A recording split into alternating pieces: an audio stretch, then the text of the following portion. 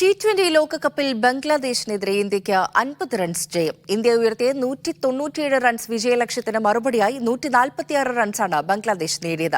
ജയത്തോടെ India semi സാധ്യത സജീവമാക്കി. മറുപടി ബാറ്റിംഗിനിറങ്ങിയ ബംഗ്ലാദേശ് ഒരു സമയത്തും വിജയലക്ഷ്യം താണ്ടുമെന്ന പ്രതീതി പോലും ഉണ്ടാക്കിയില്ല. 40 റൺസ് എടുത്ത നായകൻ നജ്മൽ ഹുസൈൻ ഷാൻഡോ മാത്രമാണ് ചെറുത്തുനിന്നത്. ഓപ്പണർമാരായ ലിറ്റൻ ദാസും തൻസിദ് ഹസനും ബാറ്റിംഗിൽ പരാജയപ്പെട്ടു. 11 റൺസ് മാത്രമെടുത്ത് ഷക്കീബുൽ ഹസൻ ഫോമിലല്ലെന്ന് വീണ്ടും തെളിയിച്ചു. പേസർമാരെ തുണയ്ക്കുന്ന പിച്ചിൽ സ്പിന്നർ കുൽദീപ് യാദവാണ് കൂടുതൽ വിക്കറ്റുകൾ നേടിയത്. 4 ഓവർ എറിഞ്ഞ് 19 റൺസ് മാത്രം വഴങ്ങി 3 വിക്കറ്റ് വീഴ്ത്തി. ജസ്പ്രീത് ബുംറ 4 ഓവറിൽ 13 റൺസ് മാത്രമാണ് വഴങ്ങിയത്. 2 വിക്കറ്റുകളും ബുംറ നേടി. അർഷ്ദീപ് സിംഗും 2 വിക്കറ്റ് എടുത്തു. 20 ഓവറിൽ 8 വിക്കറ്റ് നഷ്ടത്തിൽ 146 റൺസാണ് ബംഗ്ലാദേശ് നേടിയത്.